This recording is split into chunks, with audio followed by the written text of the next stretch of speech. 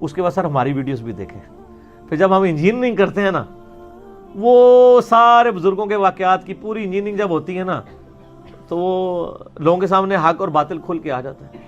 یہ عرصے سے کہانی کرائی ہوئی تھی, شیخ عبد القادر جیلانی کے سامنے اللہ تعالیٰ ایک بادل کی شکل میں ظاہر ہوا, کہا عبد القادر تو آج کے بعد تجھے ساری نمازیں معاف. ٹھیک ہے نا جی, بڑے فخر سے سنایا کرتے تھے. تو عبد القادر جیلانی رحمۃ اللہ علیہ نے کہا کہ وہ نمازیں تو نبی کو معاف نہیں تھی, مجھے کیسے معاف ہو سکتی ہیں. تو وہ سمجھ گئے کہ یہ شیطان ہے, تو انہوں نے کہا لا حول ولا قوت الا باللہ. تو پھر شیطان نے جاتے ہوئے ایک اور وار کیا کہ عبد القادر تو اپنے علم کی وجہ سے بچ گیا. ٹھیک ہے, تیرے اس مقام پہ پہنچے ہوئے 70 اولیاء اللہ میں نے ورگلا دیے تھے, تجھے تیرے علم میں بچا لیا. تو انہوں نے کہا نہیں, مجھے اللہ کے فضل نے بچایا. وہ کہتے ہیں سبحان اللہ. سر اب اس کی انجینئرنگ ہو چکی ہے, انجینئر صاحب کے دنیا میں آنے کے بعد, دنیا میں چھوڑے جانے کے بعد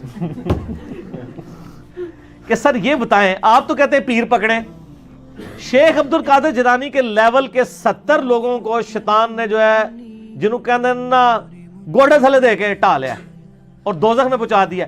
وہ 70 غوثوں کے مرید کدھر گئے ہیں؟ یہ ہے انجینئرنگ.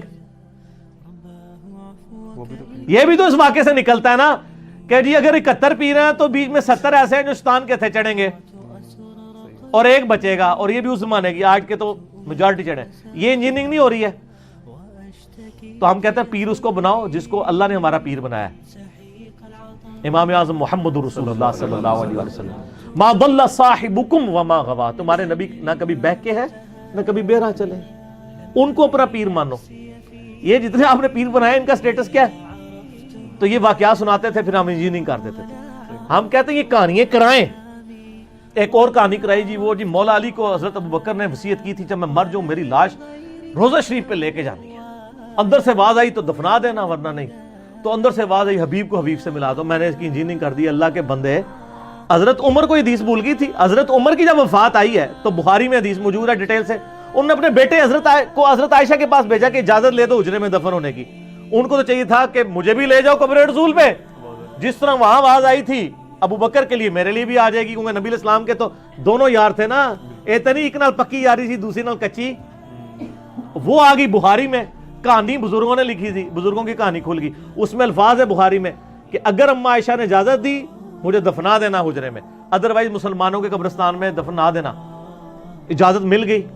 اسی زخم کے دوران آگے بتایا تو انہوں نے کہا شکر ہے, میرے لیے دنیا میں سے بڑھ کے کوئی چیز نہیں تھی, اور اب جب میں مر جاؤں پھر میری میت کو اما عائشہ کے پاس لے جانا, تاکہ بعد میں کہانی کر لوں پتہ چلے کہ روزہ شریف پہ نہیں اما عائشہ کے پاس.